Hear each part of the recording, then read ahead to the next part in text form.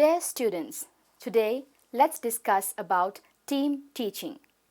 Coming to the introduction, the long-standing notion of a self-contained classroom of 30 pupils taught by one teacher is giving way to alternative proposals. One of these proposals is team teaching. Team teaching is one of the resources, interests, and expertise. It is a new movement concerned with the quality of education and the restructuring of our schools so that they promote development and advancement of teaching-learning process. Team teaching had its origin in America in the mid-1950s, and it took root in the schools rather than at the universities. In 1963, William M. Alexander, known as the father of American middle school, was scheduled to discuss the structure of the junior high school at a conference at Cornell University. However, after rethinking the needs of adolescents at this age, he proposed the middle school concept where a team of 3 to 5 teachers would be assigned 75 to 150 pupils, organized either on a single grade or multi-grade basis.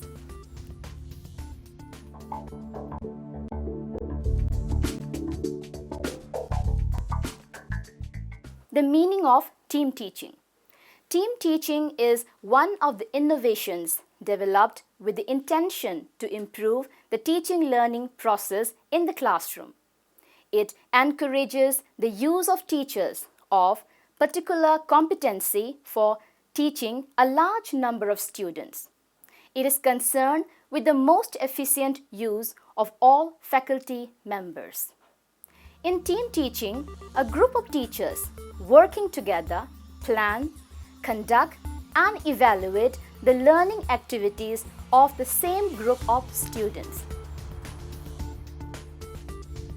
In practice, team teaching has many different formats, but in general, it is a means of organizing staff into groups to enhance teaching. Teams generally comprise of staff members who may represent different areas of subject expertise but who share the same group of students and a common planning for teaching. To facilitate this process, a common teaching space is desirable. Team teaching involves a group of instructors working purposefully, regularly, and cooperatively to help a group of students of any age group. Teachers together set goals for a course, design a syllabus, prepare individual lesson plans, teach students, and evaluate the results. They share insights, argue with one another, and perhaps even challenge students to decide which approach is better. Let's take up some definitions of team teaching.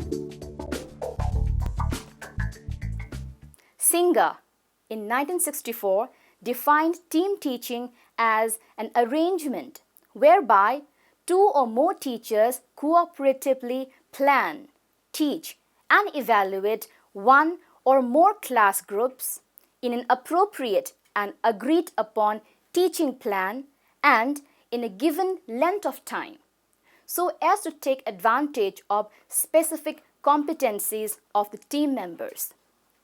In the words of Seflin, 1964, team is a type of instructional organization involving teaching personnel and the students assigned to them, in which 2 or more teachers are given responsibility of working together for all or a significant part of the instruction of the same group of students. Let's now discuss some of the characteristics of team teaching. Team teaching is a teaching method. 2 or more teachers participate in the teaching process. Team teaching is based on cooperation. All the teachers participating in the team teaching apply their resources, abilities, and experience. All the teachers involved in the team teaching plan and execute teaching by full cooperation. Evaluation is also done on cooperative basis. During this process, the needs of the pupils, schools, and existing resources are also considered. One topic is taught by 2 or more teachers turn by turn. The main aim of team teaching is to make teaching learning more effective. This method is based on collective responsibility and it avoids isolation. And thus, the whole responsibility is shared equally by all the teachers in the team.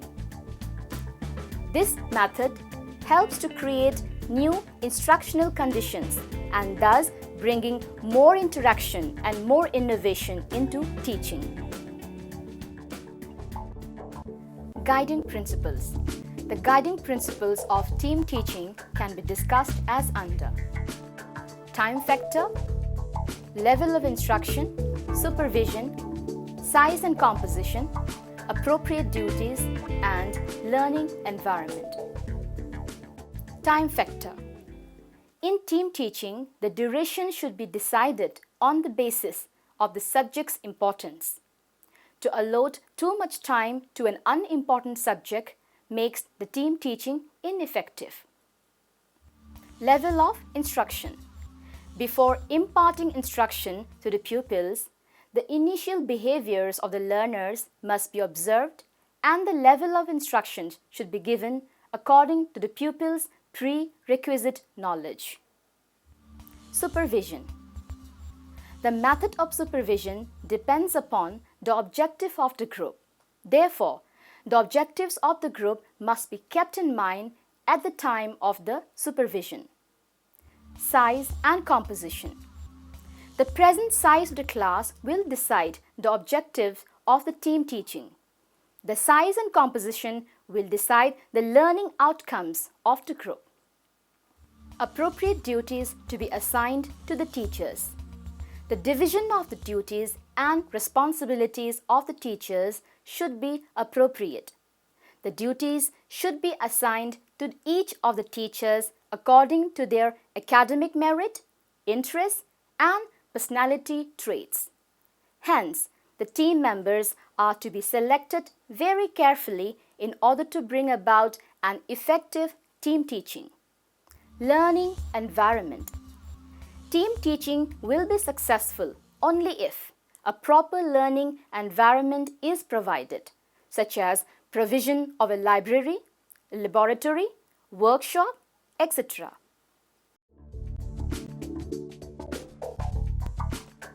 Let's now discuss the procedures in team teaching. Team teaching involves 3 major stages. Stage 1, planning. Stage 2, execution. Stage 3, evaluation. Each of the above mentioned stages in the entire procedure of team teaching consists of several general activities which are given as under. Stage 1, planning. In this stage, a number of activities are undertaken by the administrator and the teaching team. Like number 1, deciding the topic to be taught. Number 2, defining objectives in explicit terms. Number 3, identifying initial behavior of students. Number 4, identifying the resources available, namely teachers, aids, buildings, etc. Number 5, selecting a teaching team. Number 6, assigning duties to each master of the team, considering their competence, skills, and instructions. Number 7, preparing a tentative schedule of teaching. Number 8, fixing up the level of instructions. Number 9, selecting teaching strategies. Number 10, deciding ways and means of evaluating the educational outcomes of pupils. Coming to the second stage, that is execution. This stage involves the following activities. Number 1, diagnosis of the learner's state. Number 2, adopting appropriate communication strategy. Number 3, presentation of lead lecture by a competent teacher of the team. Number 4, follow-up work. The other teacher supplements the lead lecture by explaining the elements of the topic in a more simple way. Number 5, providing motivation by the teachers. And number 6, supervising student activities. The last stage, that is the stage 3, and it is evaluation. At this stage, an attempt is made to ascertain whether the objectives of the team teaching have been realized or not. This information provides feedback both to the students and the teachers. This stage involves the following activities. Number 1, based on the objectives of the topic taught, work is assigned to the students. Number 2, evaluating the level of performance. Number 3, diagnosing the difficulties of the pupils and providing them with remedial treatment. Advantages of team teaching. Team teaching has the following advantages. Number 1, it contributes flexibility in teachers. Number 2, it can be effectively used for teacher training.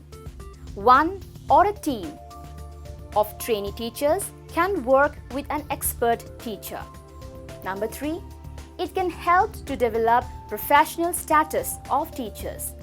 Students can benefit from instruction by the most skilled and proficient teachers. Number 4, team teaching utilizes space, materials, and equipment more effectively. We do have limitations of team teaching too. Some of the limitations of team teaching are as follows. Number 1, team teaching demands more changes in the existing school organization and teaching practice. Number 2, curriculum needs to be changed. Number 3, success of team teaching depends on the ability of the members of the team to work together harmoniously. The program suffers if friction develops in interpersonal relations. Number 4, a lot of time has to be spent on plans for scheduling, for group activities, and for individual projects. And number 5, opportunities of pupil relationship may be lost because of the complexities of the program and size of the group.